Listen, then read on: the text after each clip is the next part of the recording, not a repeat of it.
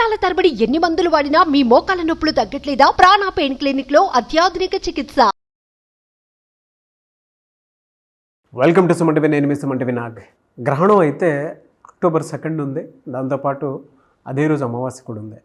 అయితే గ్రహణం సమయంలో తీసుకోవాల్సినటువంటి జాగ్రత్తలు ఏంటి, అండ్ అమావాస్య రోజు కూడా తీసుకోవాల్సినటువంటి జాగ్రత్తలు ఏంటి, ఏ రాశి వారికి ఏ విధంగా ఉండే అవకాశం ఉంటుందనేది ఈరోజు మనతో పాటు వేదిక ఆస్ట్రాలజర్ సురేష్ గారు ఉన్నారు. వారి మాట్లాడి తెలుసుకున్నాం. నమస్కారం సార్. నమస్కారం అండి నాగరాజు గారు. సో గ్రహణం సమయంలో ఎవరెవరికి ఏ విధంగా ఉండే అవకాశం ఉంటుందంట? సో ఈసారి గ్రహణం వచ్చేటప్పుడు మీరు చెప్పినట్టు అక్టోబర్ 2 వస్తుందండి. ఆ రోజు ఒక విశిష్టత అంటే జనరల్గా సూర్యగ్రహణం అమావాస్య రోజే వస్తుంది. కాకపోతే ఈసారి అమావాస్య ఏంటంటే మహాలయ అమావాస్య అని చెప్తారు. ఏంటంటే పితృదేవతలు, ఇది పితృపక్షాలు నడుస్తూ ఉన్నాయి. మన పౌర్ణమి గ్రహం నుంచి ఆ రోజు చంద్రగ్రహం నుంచి ఇప్పుడు సూర్యగ్రహం మధ్యలో 15 రోజులు పితృపక్షాలు అంటారు. ఈ 15 రోజులు పితృదేవతలు భూమి మీదకి వచ్చేసి సూక్ష్మ రూపంలో ఉండి మనల్ని చుట్టూ చూస్తూ ఉంటారు. మన కూతుళ్ళు ఎలా ఉన్నారు, కొడుకులు ఎలా ఉన్నారు, మనవాళ్ళు ఎలా ఉన్నారు, అందరినీ గమనిస్తూ చూస్తూ ఉంటారు అనమాట. అయితే లాస్ట్ డే అమావాస్య రోజున మళ్ళీ వాళ్ళ లోకాలు వెళ్ళి తిరిగి వెళ్ళిపోతారు. అయితే ఈ లోపు మన ఈ పితృపక్షాల రోజున మనకి జనరల్గా తర్పణాలు చేయటం, పిండాలు పెట్టడం, తర్వాత వాళ్ళకి సంబంధించిన దానాలు చేయటం, ఎందుకంటే వాళ్ళు సూక్ష్మ రూపంలో ఉంటారు కాబట్టి వాళ్ళకి చేసుకుంటా అంటే వాళ్ళకి హ్యాపీ అయిపోతారని చెప్పేసి మనం అనుకుంటాం. నెక్స్ట్ ఈరోజు అమావాస్య మనకి సూర్యగ్రహణం కూడా స్టార్ట్ అయింది. సూర్యగ్రహణంతో స్టార్ట్ కాగానే అంటే 2 విశిష్టతలు కలిగిన డే మనకి కోఇన్సిడెన్స్గా వచ్చిందని మనం చెప్పుకోవాలన్నమాట. అయితే మనకి ఇది సూర్యగ్రహణం ఏ టైంలో అంటే బుధవారం రాత్రి 9:13 నుంచి తెల్లవారుజామున 3:17 వరకు మనకి 6 అవర్స్ ఇది సూర్యగ్రహణం ఉందని మనం చెప్పుకోవాలి. మన శాస్త్రాలు ఏం చెప్తాయంటే రాత్రిపూట వచ్చిన సూర్యగ్రహణం లేదంటే డే టైంలో వచ్చిన చంద్రగ్రహణానికి అంత ఇంపార్టెన్స్ ఇవ్వనవసరం లేదు. పర్టికులర్గా స్నానాలు చేయడంలోనూ కొన్ని ప్రొసీజర్స్ చేయడంలో కాంప్రమైజ్ అవ్వచ్చు అని చెప్తూ ఉన్నారనమాట.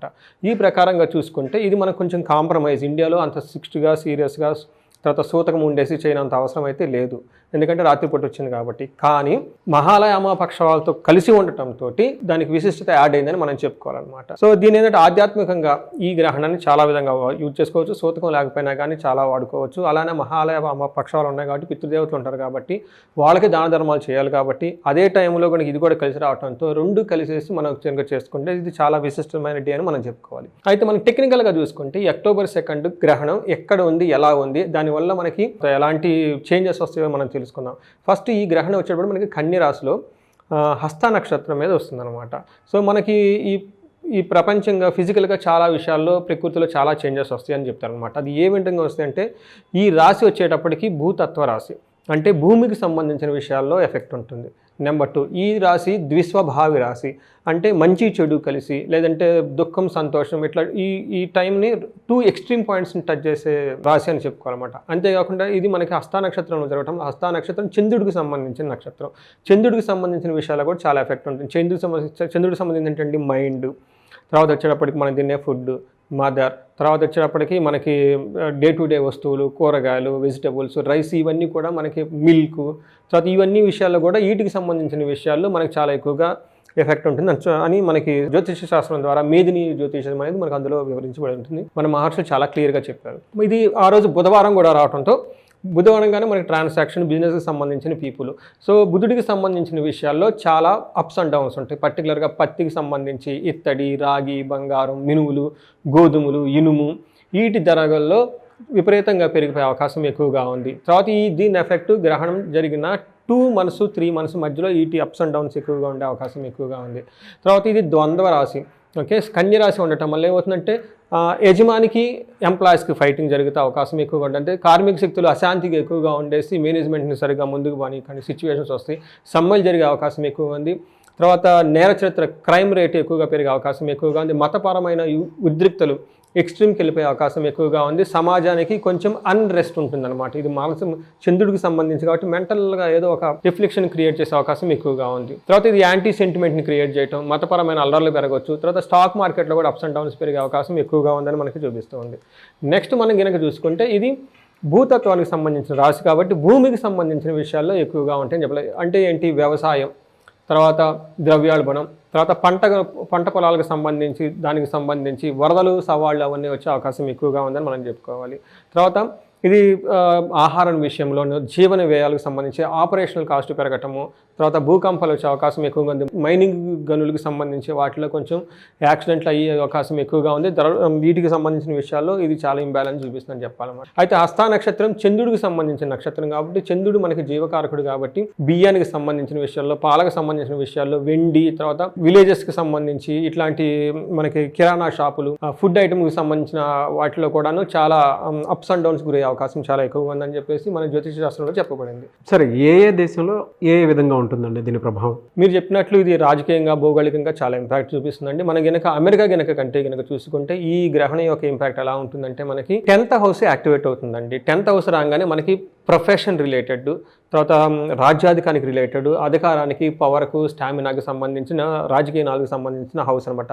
ఈ హౌస్ అమెరికా వాళ్ళకి డిస్టర్బ్ అవడంతో మనం ఏం ఎక్స్పెక్ట్ చేయొచ్చు అంటే అమెరికాలో గవర్నమెంట్కి చాలా అపోజిషన్ ఎక్కువగా ఉంటుంది, రాజకీయాల్లో హత్యలు జరిగే అవకాశం ఎక్కువగా ఉంది. కింగ్లీ కైండ్ ఆఫ్ పీపుల్ ఉంటారు కదండి, రాజులకు సంబంధించి, తర్వాత టాప్ పొలిటీషియన్ పీపుల్కి వాళ్ళకి ఏదైనా వ్యక్తిని కోల్పోయే అవకాశం ఎక్కువగా ఉంది. డెత్స్ కనాల్ అంటే వచ్చే అవకాశం ఎక్కువగా ఉంది. అల్లకొలాలు జరిగే అవకాశం ఎక్కువగా ఉంది. తర్వాత ఎన్నికలు కూడా రాబోతున్నాయి కాబట్టి అండి కొంచెం టఫ్ అయిన సిచ్యువేషన్ ఫేస్ చేసే అవకాశం ఎక్కువగా ఉంది అమెరికాకి. నెక్స్ట్ మనకి ఇజ్రాయెల్ కనుక చూసుకుంటే వీళ్ళకి 7వ హౌస్ 8th హౌస్ చూపిస్తుందండి. ఇజ్రాయెల్ మనకి పాలస్తీనా లాట్ ఆఫ్ గొడవలు జరుగుతూ ఉన్నాయి. సో ఇజ్రాయెల్కి చాలా మంది సపోర్ట్ ఇస్తున్నారు, చాలా కంట్రీస్ కూడా వాళ్ళిద్దరిలో పార్టిసిపేట్ చేసినందుకు. అయితే ఈసారి ఈ పార్ట్నర్షిప్కి సంబంధించిన విషయాలు వాళ్ళు చాలా ఛాలెంజెస్ ఫేస్ చేస్తారు. 8th హౌస్ కూడా యాక్టివేట్గా ఉంది. 8th హౌస్కి సంబంధించి మనకి ఏమని చెప్తారంటే ఈ యుద్ధాలకు సంబంధించిన రిప్రజెంటేషన్ చూస్తుంది. హిడెన్ అకస్మాత్తుగా నెగిటివ్ కలామిటీస్ జరిగే అవకాశం ఎక్కువగా చూపిస్తుంది, అనుకోని విధంగా జరిగే అవకాశం ఎక్కువగా ఉంది.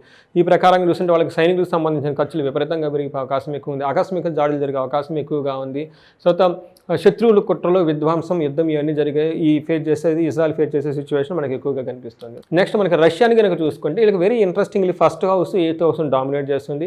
1st హౌస్ వచ్చేటప్పటికి వాళ్ళకి రాజ్యాధికారం, వాళ్ళు ఉన్నతంగా ఎదగాలి, వాళ్ళకు ఒక పర్పస్ ఉంది, పర్పస్ ఫిల్ అవ్వాలి అన్న ఒక తపనతో ఉంటే అది డిస్టర్బ్ అయ్యే అవకాశం ఎక్కువగా ఉంది వీళ్ళకి. ప్లస్ 8th హౌస్లు కూడా ఉండటం తర్వాత రహస్యమైన శత్రు కుట్రలు జరిగే అవకాశం ఎక్కువగా ఉంది. యుద్ధ ఖైదీలు అలాంటి వాళ్ళు ఎవరైనా ఉంటే, బంధించబడి ఉంటే వాళ్ళ ద్వారా ఇలా ప్రాబ్లం అయ్యే అవకాశం ఎక్కువగా ఉంది.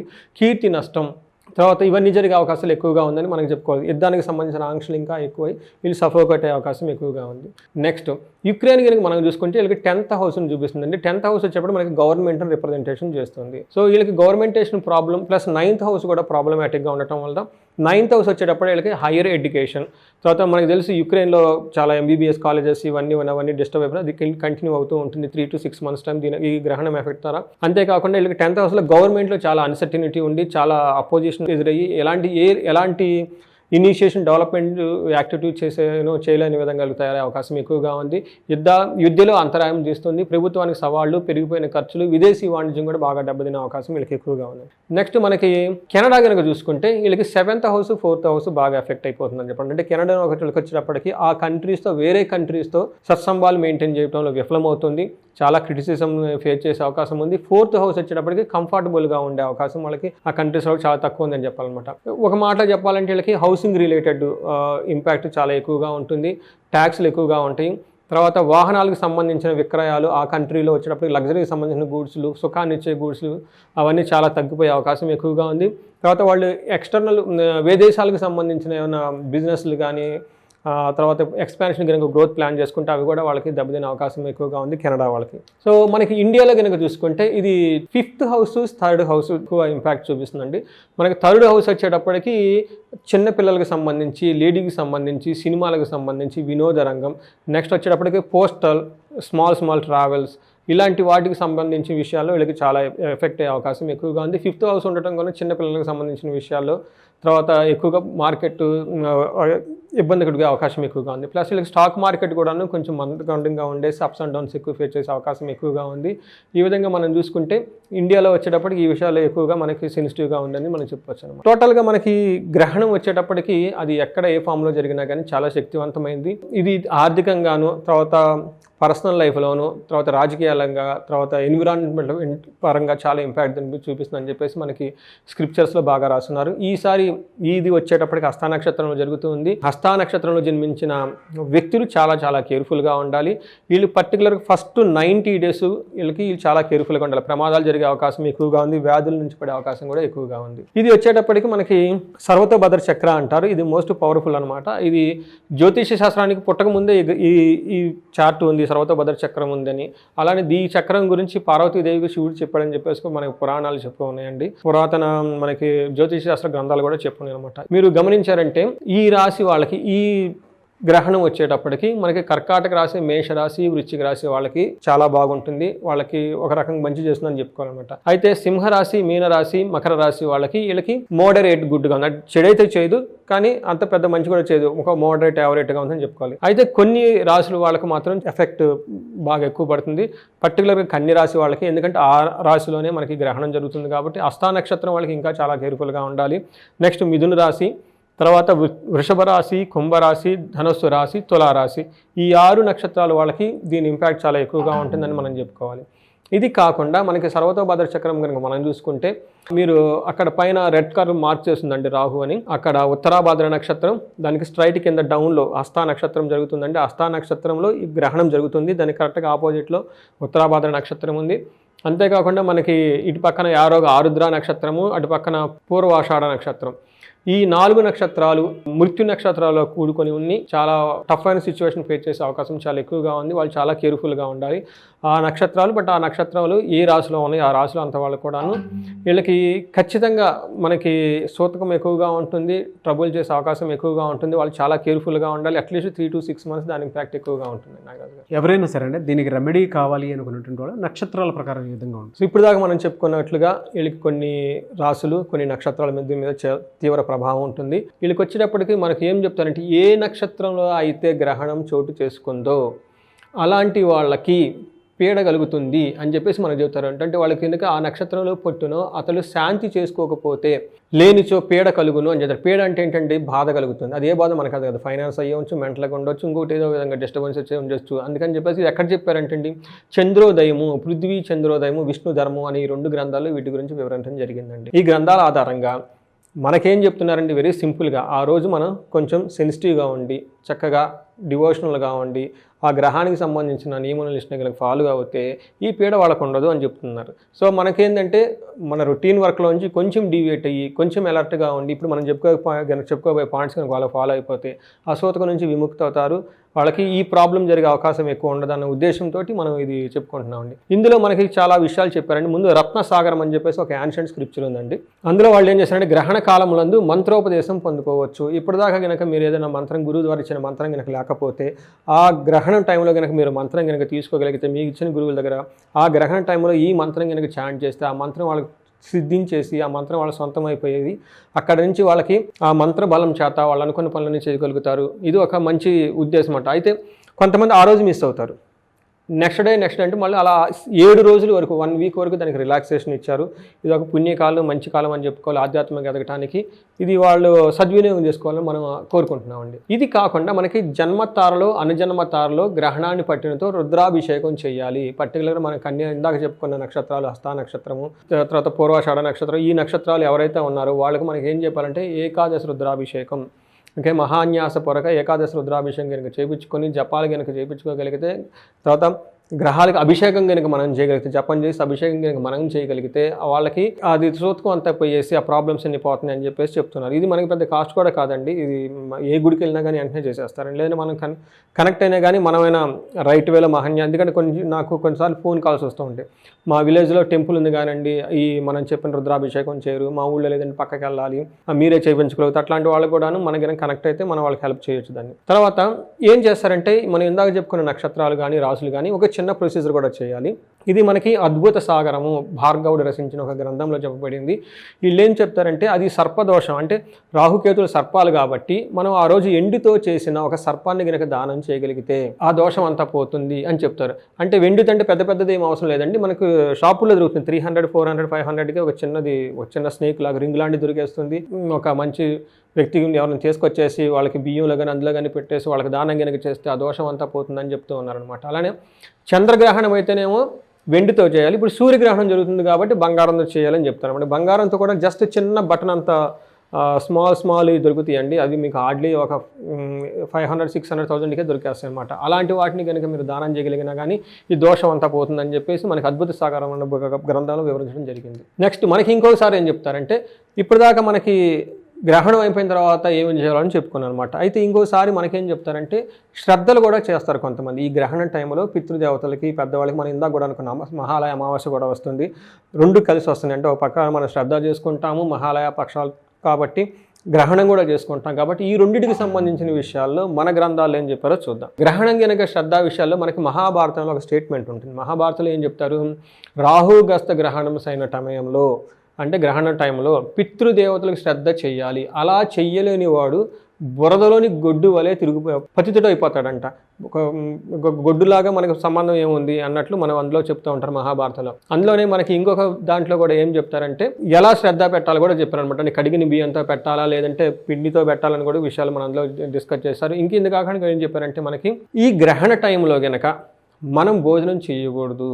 అలా గనక భోజనం గనక చేసేస్తే ఏమవుతుందంటే మనకి ఎంతో దోషం కలుగుతుంది అని చెప్పేసి అందులో ఇది ఎక్కడ చెప్పారంటే, జ్ఞానేశ్వరుడు అనే మహాభక్తి ఒక చెప్పారన్నమాట. జ్ఞానకాలమున సత్సంబంధి శ్రద్ధమున భుజించిన దోషభోక్తమైనది, భోజితమైనది. అంటే ఆ గ్రహణ టైంలో మనం ఏదైనా గనక తింటే అది మనకి దోషంతో కూడుకున్నది కాబట్టి అలాంటి వాటిని విశేషంగా వదిలేయాలి అని చెప్పారనమాట. అందుకని ఇన్ కేస్ ఆ టైంలో మనం ఎవరికైనా దానం చేస్తే మనకి విశేష ఫలితమైన వస్తుంది. తీసుకున్న వాళ్ళకి తీసుకోవచ్చు, కానీ ఆ తీసుకున్న దాన్ని భుజించకూడదు అని చెప్పేసి ఇందులో మనకి జ్ఞానేశ్వరుడు అనే వాళ్ళు చెప్పారండి. నెక్స్ట్ మనకి స్నానం గురించి చాలా విషయాలు చెప్పారండి. ఎలా స్నానం చేయాలి, ఎప్పుడు చేయాలనేది. ఇప్పుడు మనకి ఏం చెప్తారంటే, మనకి శాస్త్రాల్లో గ్రహణం పట్టే ముందు స్నానం చేయాలి అని చెప్తారు. తర్వాత ఈ గ్రహణం అంతా పట్టేసిన తర్వాత జపం చేయటం, హోమం చేయటం, లేదంటే యజ్ఞం చేయటం, మంత్రం చాంటింగ్ చేసుకోవటం, ఇవన్నీ చేసుకుంటూ ఉండాలి. అయితే గ్రహణం మళ్ళీ విడిచే టైం వచ్చేస్తుంది. ఈ టైం విడిచే టయానికి దానాలు చేయాలి అని చెప్తారనమాట. విడిచి అంతా అయిపోయిన తర్వాత మళ్ళీ స్నానం చేయాలి. ఇది ప్రొసీజర్ మనకు చెప్తూ ఉంటారనమాట. ఇప్పుడు ఏం చెప్తారంటే, వీళ్ళకి గ్రహణం వేళ స్నానాదులు చేయటకు సూతకాలు అడ్డురావు. ఓకే, అంటే కొంతమంది ఇళ్లలో ఏదైనా అంటే పిల్లల వల్ల పుట్టడం, లేదంటే పెద్దవాళ్ళు చనిపోయి ఉండటం, లేదంటే నాకు హెల్త్ బాగలేకపోవటము, ఇంకా కొన్ని కారణాలతో నేను ఆల్రెడీ బాగలేను కాబట్టి నేను స్నానం ఎందుకు చేయాలి, మాకు ఆల్రెడీ మా పెద్దవాళ్ళు ఎవరో చనిపోయారు కాబట్టి ఎందుకు స్నానం అవసరం లేదు కదా, మాకు వర్తించదు అన్న కోణాలు ఆలోచించే అవసరం చేసే అవకాశం ఎక్కువ ఉంటుంది చాలా మందికి. అలాంటి వాళ్ళు కూడా గ్రంథాలు చాలా క్లీన్గా చెప్పాయి. సూర్యోదయం నిబంధ గ్రంథం అని చెప్పేసి ఒక గ్రంథంలో ఏం చెప్పారంటే, ప్రతి ఒక్కళ్ళు కంపల్సరీ స్నానం చేయాలి, ప్రతి ఒక్కళ్ళకి సూతకం ఉండే ఉంటుంది. ఈవెన్ లేడీస్కి పీరియడ్స్ ఉన్నా కానీ వాళ్ళకి సూతకం ఉంటుంది, స్నానం చేయాలి. తర్వాత వచ్చేటప్పటికి ఆల్రెడీ వేరే విధంగా సూతకం ఉన్నా కానీ లేదంటే ఇంకొకటి ఉన్నా కానీ వాటన్నిటికి సూతకం ఉంటుంది కాబట్టి ప్రతి ఒక్కళ్ళు కంపల్సరీగా స్నానం చేయాలని చెప్తూ ఉంటారు. దానాలు ఎప్పుడు చేయాలి? నేను దానం చేస్తున్నాను, ఈరోజు గ్రహణం అని నాకు ఎవరో చెప్పారు, నాకు చేయాలనిపించింది, లేదంటే దానం ఇవ్వటమో బియ్యం ఇవ్వటం ఇంకోటి చేస్తూ ఉంటాను. అయితే మనం ఈరోజు ఫ్రైడే అయితే చేయొచ్చో చేయకూడదా? కొంతమంది రాత్రి వేళ అయింది కదా, రాత్రి వేళ దానం చేయొచ్చో చేయకూడదు, ఇలాంటి కొన్ని విషయాల్లో చాలామంది ధర్మ సందేహాలు ఉంటాయి. ఇందులో మనకి అపరార్కములు, వ్యాసుడు, దేవలుడు నా ఒక ఇద్దరు మునులు వాళ్ళు ఏం చెప్తారంటే చాలా క్లియర్గా మన శాస్త్రాల్లో చెప్పారు. వాటిని ఏమంటే నైమితికములు అని చెప్తారు. నైమితికములు అంటే ఆ పని డే టైంలో చేయొచ్చు, నైట్ టైం అయినా చేయొచ్చు. ఈసారి ఎలాంటి సందర్భంలో దానం చేయొచ్చు. ఇప్పుడు ఈ దానం చేసే వాళ్ళకి ఎలాంటి సిచ్యువేషన్ చేయొచ్చు అంటే, వాళ్ళకి నైట్ అయినా చేయొచ్చు, ఈవినింగ్ అయినా చేయొచ్చు, డే టైం అయినా దానాలు చేయొచ్చు అని చెప్పేసి మనకి శాస్త్రాలు చాలా క్లియర్గా విభజించారు. మనకి ఇందాక చెప్పుకున్నట్టు జ్యోతిష్ శాస్త్రంలో ఒక ముఖ్యమైన పాయింట్ కూడా మెన్షన్ చేశారు. చంద్రగ్రహం గనక డే టైం ఉన్నా, నైట్ టైం కనుక సూర్యగ్రహం ఉన్నా అప్పుడు సంభవించేదైతే స్నానాలు చేయడానికి అవసరమే లేదు. ఎందుకంటే ఇప్పటిదాకా మనం స్నానాలు చేయాలనుకున్నాం కాబట్టి రిలాక్సేషన్ ఇచ్చారు మన చిన్న వాళ్ళు. ఈ ప్రకారంగా చూసుకుంటే రాబోయే గ్రహణానికి మనకి నైట్ టైం వస్తుంది కాబట్టి సూర్యగ్రహణానికి మన స్నానాలు గినాలు అయితే చేయడం అవసరం లేదు, మిగతా పూజలు అవన్నీ చేసుకోవచ్చు అని చెప్తూ ఉన్నారు. సూర్యగ్రహణ సమయంలో ఎవరు చూడొచ్చు అంటారు, ఎవరు చూడకూడదు అంటారు? సో ఇది కూడా ఒక క్వశ్చన్ అండి. చాలా మందికి చాలా రకాలు చెప్తూ ఉంటారు. యాక్చువల్గా నేను ఈ పాయింట్స్ ఈ ఎపిసోడ్ చేయడానికి కారణం ఏంటంటే, నాకు ఒకళ్ళు కామెంట్ పెట్టారు. నేను 7 month ప్రెగ్నెన్సీ అండి, క్యారీయింగ్ చేస్తున్నాను. ఈ గ్రహణం గురించి నేను ఎలాంటి నియమ నిష్టలు పాటించాలి నాకు చెప్తారా, నేను కూడా విలేజ్ నుంచి చేస్తున్నానని చెప్పేసి అక్కడి నుంచి చెప్పారనమాట. వాళ్ళకి ఏంటంటే చాలా డౌట్స్ ఉంటాయి, ఎవరిని అడగడానికి కూడా కష్టం అవుతూ ఉంటుంది. అందుకని చెప్పేసి అలాంటి వాళ్ళకి సంబంధించి అసలు యాక్చువల్గా ఈ ఎవరెవరు చూడాలి, ఎవరెవరు చూడకూడదు, మన యాన్షియంట్ పురాతన గ్రంథాలు ఏం చెప్పారని చెప్పేసి నేను ఒక ఇన్ఫర్మేషన్ కూడా రీసెర్చ్ చేసి తీసుకొచ్చానండి. ఇందులో ఏం చెప్తారంటే, సూర్యగ్రహణం రోజున సూర్యగ్రహణాన్ని అందరూ చూడొచ్చు. అయితే ఎలా చూడాలని చెప్పారు? ఫస్ట్ ట్రాన్స్పరెంట్ క్లాత్ ఒకటి పెట్టుకుని ఆ క్లాత్లో నుంచి చూడొచ్చు అని చెప్పారు. లేదు అంటే గ్లాస్లో నుంచి, బ్లాక్ కలర్గా ఉన్న గ్లాస్లో నుంచి, లేదంటే మనకి ఇప్పుడు ఉన్న కనుక మన యాంటీ గ్లేర్ గ్లాస్లో నుంచి పెర్టికల్స్లో చూడొచ్చు. లేదంటే వాళ్ళు ఏం చెప్తారంటే, గర్భిణీ స్త్రీలు కూడాను వీటిని వాడుకొని చూడొచ్చు అని చెప్పారు. నాకు తెలిసిన ఇంతకుముందు ఇన్ఫర్మేషన్ ఏంటంటే ప్రెగ్నెన్సీలు ఎవరైనా కనుక ఉంటే మీరు బయటికి రాకండి, లోన్ పడుకోండి, సూర్యుడి నీడ పడకూడదు, చంద్రుడి నీడ పడకూడదు అని చెప్పి రెస్ట్రిక్ట్ చేసేవాళ్ళు. భార్గవార్చన దీపికలో బ్రహ్మ సిద్ధాంతం అనే గ్రంథంలో వాళ్ళకి చాలా క్లియర్గా మెన్షన్ చేశారు. ఏమని మెన్షన్, గర్భిణీ స్త్రీలు కూడా చూడవచ్చు, అయితే వాళ్ళు ఏదైనా పెట్టుకొని చూడాలి, గుడ్డని కానివ్వండి, లేదంటే గ్లాస్ కానివ్వండి, ఇంకోటి పెట్టుకొని చూడొచ్చు, అది లేకుండా మాత్రం చూడకూడదు అని చెప్పేసి వాళ్ళు చాలా క్లియర్గా చెప్పారు. మనకేం చెప్తారంటే అబ్దకము అంటారు. అబ్దకం అంటే మన సంవత్సరకము అని చెప్తారు. దీని గురించి కూడా అందులో వివరాలు రాశారు. ఎవరైనా కనుక చనిపోతే ఎగ్జాక్ట్లీగా సేమ్ చనిపోయిన టయానికి అదే టయానికి 1 year తర్వాత మనకి శ్రద్ధ కర్మలు చేయటం అలవాటు ఉంది, దాన్ని అబ్దకం అంటారు. అయితే ఈరోజు కలిసి వచ్చింది, దానికి ఎలా హ్యాండిల్ చేసుకోవాలి, అలాంటి సిచ్యువేషన్ కూడా మనకి గ్రంథాలు వివరించారు. వాళ్ళకి ఏం చెప్తారంటే సపోజ్ 2వ తారీఖునే గ్రహణం ఉంది, కానీ అదే రోజు వేరే వాళ్ళకి సంవత్సరం కూడా చేయాల్సి వచ్చింది, దేనికి ప్రయారిటీ ఇవ్వాలి, గ్రహణానికా దీనికా అన్న విషయాలు కూడా చాలా మదన పారిజాతం అనే గ్రంథంలో ఏమని రాశారంటే చంద్రగ్రహణం నాడు అబ్దకం వచ్చిన రోజు మరునాడు చేయాలని చెప్పేసి కొంతమంది చెప్తారు. ఈ రోజు గ్రహణం ఉంది కాబట్టి ఈరోజు వదిలేసి రేపు చేయి, నో ప్రాబ్లం అని కొంతమంది చెప్తారు. కొంతమంది ఏం చెప్తారంటే ఇప్పుడు ఉపవాసం ఎటు ఉంటారు కాబట్టి దాన్ని కంటిన్యూ చేస్తూ నెక్స్ట్ డే మనం భోజనం ఏం చేయకుండా అలానే ఉపవాసాన్ని కంటిన్యూ చేస్తూ ఆ కర్మలన్నీ కంప్లీట్ అయిపోయిన తర్వాత మనం కంప్లీట్ చేసుకొని వెళ్ళిపోవచ్చు అని 2 గ్రంథాలు 2 రకాలుగా చెప్పారు. ఒకటి నిర్ణయామృతము అనే దాంట్లోనేమో ఏం చెప్పారు, అధికం ఉన్నా కానీ చెయ్యొచ్చు, ఉపవాసం ఉండేసి చెయ్యొచ్చు. కొన్ని చోట్ల ఏమని చెప్తారు మదన పారిజాతంలో దీనికి సంబంధం లేదు, అది ఉన్నా కానీ దీని ప్రకారం చేసుకోవచ్చు, ఇబ్బంది ఏం లేదని 2 గ్రహాల్లో 2 జంతువులకు 2 ప్రకాలుగా వాళ్ళకి చెప్పారండి. స్నానానికి సంబంధించి కూడాను చాలా విధి విధానాలు ఉన్నాయి, ఎలా స్నానం చేయాలి, ఎలా చేయకూడదు అని చెప్పేసి ఇప్పుడు మనకి ఏం చెప్తారంటే సర్వవర్ణముల వారు గ్రహణం విడిచిన తర్వాత స్నానం చేయాలి అని చెప్పారు. సర్వవర్ణాలు అంటే ఎవరండి, మనకి తెలుసు బ్రాహ్మణ, క్షత్రియ, వైశ్య, శూద్ర అని చెప్తారు. అయితే శంకరాచార్యులు, ఆది శంకరాచార్యులు ఏం చెప్తారంటే ఈ నలుగురిని మళ్ళీ 3 పార్ట్లుగా డివైడ్ చేశారు ఆయన. ఒకటి వచ్చేటప్పటికి మనం పుట్టిన బర్త్ జాతిని బట్టి, రెండోది వచ్చేటప్పుడు మనం చేసే పనిని బట్టి, మూడోది వచ్చేటప్పుడు మన స్వభావాన్ని బట్టి. అప్పుడు ఆ విధంగా 4 వర్ణాలు ఇంటూ 3 12 వర్ణాలు అని 12 వర్ణాలు వాళ్ళు కూడాను వాళ్ళకి సూతకం ఉంటుంది, ప్రతి ఒక్కళ్ళు సాధన చేయాలి. అంతేకాదు వాళ్ళ చిన్నపిల్లల దగ్గర నుంచి, పెద్దవాళ్ళ దగ్గర నుంచి, ముసలి వాళ్ళ దగ్గర నుంచి, చుట్టూ ఉన్న ఎన్విరాన్మెంట్ల దగ్గర నుంచి, ఈవెన్ గుళ్ళది కూడా దేవతలకు కూడాను సూతకం ఉంటుంది, వాళ్ళకి కూడా ప్రోక్షణ చేయాలని చెప్పేసి మనకి శాస్త్రాలు క్లియర్గా వివరించారు. అందుకని చెప్పేసి ఇది భార్గవార్చన దీపిక అనే గ్రంథంలో మనకు చేయబడింది. అలానే గ్రహణ స్నానము ఎలా చేయాలి, ఏమైనా మంత్రాలు ఉన్నాయా, గ్రహణ స్నానం చేయడానికి ఏదైనా మంత్రాలు ఉన్నాయి ఏమనంటే మంత్రాలు ఏం చదవని అవసరం లేదు, అలా స్నానం చేస్తే సరిపోతుంది అని చెప్పారు అనమాట. ఎలాంటి వాటితో స్నానం చేయాలని కూడా చాలా క్లారిటీ ఇచ్చారు. బావి నీళ్ళల్లో, చెరువులో, నదుల్లో, సరస్సుల్లో, తర్వాత గ్రహణానికి సంబంధించిన మోక్షస్థానం ఎక్కడైనా చేయొచ్చు అనేది చెప్పారు. చాలా ఫ్రీగా, రెస్ట్రిక్షన్స్ ఏం పెట్టలేదు. అయితే ఇందులో చాలా క్లియర్గా ఏం చెప్పారంటే మనకి మాధవీయం అనే దాంట్లో బుక్లో ఏం చెప్తారంటే రోగులకు సంబంధించిన వాళ్ళు హాట్ వాటర్ కూడా చేయొచ్చు అని రిలాక్సేషన్ ఇచ్చారు కాబట్టి దాని గురించి ఏం టెన్షన్ ఇవ్వడం అవసరం లేదు, రిస్క్ తీసుకుని అవసరం. బట్ ఏ విధంగా చక్కగా మీరు హ్యాపీగా ఫస్ట్ స్నానం చేయడం ఇంపార్టెంట్ అనే ఉద్దేశంతో చెప్పారు. నెక్స్ట్ మనకి పెద్దవాళ్ళు ఏం చెప్పారంటే వేడి నీళ్ళు కంటే చన్ని నీళ్లు చాలా ఉత్తమము, తర్వాత ఒకలిచ్చిన నీళ్ళు కంటే మనం అంతా తీసుకొచ్చిన నీళ్ళతో ఇంకా చేస్తే మంచిది, తర్వాత వచ్చేటప్పటికి నది స్నానం ఇంకా చాలా మంచిది, గంగా స్నానం ఇంకా ఉత్తమం అని చెప్పేసి ఇలా మనకి రకరకాల గ్రేడ్లు ఇచ్చారనమాట.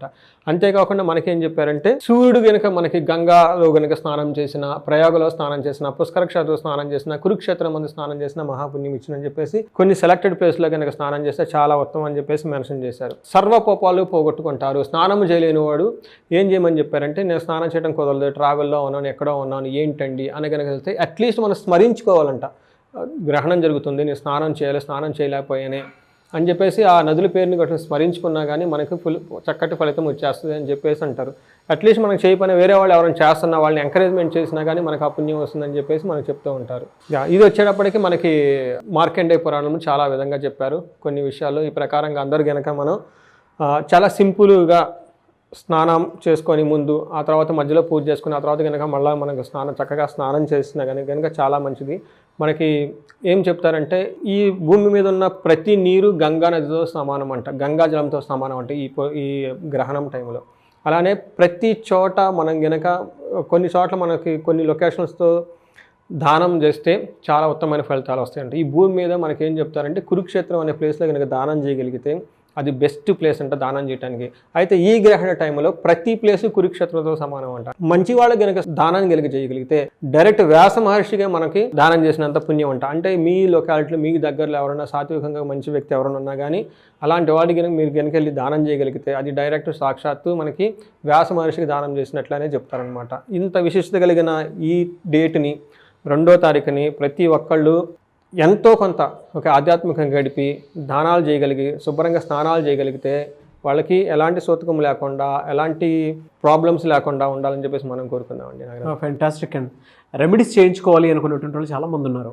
మిమ్మల్ని అప్రోచ్ అవ్వాలంటే ప్రాసెస్ ఏంటండి? వాళ్ళకి నేనేం చెప్తానంటే వాళ్ళకి అమృత మృత్యుంజయ పాశుపత హోమం ఒకటి రికమెండ్ చేస్తూ ఉండాలి వాళ్ళకి. ప్లస్ అదే కాకుండా మనకి కుబేర పాశుపత హోమం అని కూడా ఉంటుందండి. ఈ రెండు కనుక రికమెండేషన్లు ఎవరైతే వాళ్ళకి అనుకూలమైనది కనుక వాళ్ళు కనుక చేసుకోగలిగితే వాళ్ళకి దీని ఎఫెక్ట్ 3 to 6 months ఉంటుంది కాబట్టి ఆ ఎఫెక్ట్ అంతా చాలా విధంగా తగ్గేసి వాళ్ళకి ఆయుష్ పరంగా కానీ వాళ్ళు లేదు ధన ప్రకారం చాలా బాగుంటుంది అని చెప్పేసి మన శాస్త్రాల్లో మెన్షన్ చేశారు. కాబట్టి అవసరమైన వాళ్ళు, ఇంట్రెస్ట్ ఉన్న వాళ్ళు అంటే ఈ స్క్రీన్ మీద కనిపిస్తున్న నెంబర్ ద్వారా మనకు కనెక్ట్ అయితే మనం వాళ్ళకి హెల్ప్ చేయొచ్చు అండి. డెఫినెట్గా అండి. రమేష్ సార్, థ్యాంక్ యూ అండి. Thank you so much Suresh గారు. థ్యాంక్ యూ అండి నాగరాజ్ గారు. చూసారు కదండి వీడియో. ఈ వీడియోపై మీ అభిప్రాయం కమెంట్ బాక్స్లో పోస్ట్ చేయండి. ముఖ్యంగా మీరు కనుక సురేష్ గారి పర్సనల్ అపాయింట్మెంట్ కావాలి అనుకున్నటువంటి వాళ్ళు, వేదిక ఆస్ట్రాలజీ ప్రకారం మీరు వెళ్ళాలి అనుకుంటే స్క్రీన్ మీద మీ కాంటాక్ట్ నెంబర్ కనిపిస్తుంది. దాన్ని మీరు కాల్ ఆర్ మెసేజ్ వాట్సాప్ చేసినా సరే మీరు అపాయింట్మెంట్ బుక్ చేసుకోవచ్చు. అండ్ ఈ వీడియో లైక్ చేయండి, షేర్ మాత్రం తప్పకుండా చేయండి. ఇలాంటి మరిన్ని వీడియోస్ కోసం మా ఛానల్ ఫాలో అవ్వండి. Thank you. సుమన్ టీవీలో మీ పర్సనల్ అండ్ బిజినెస్ ప్రమోషన్స్ కోసం కింది నెంబర్కి కాంటాక్ట్ చేయండి.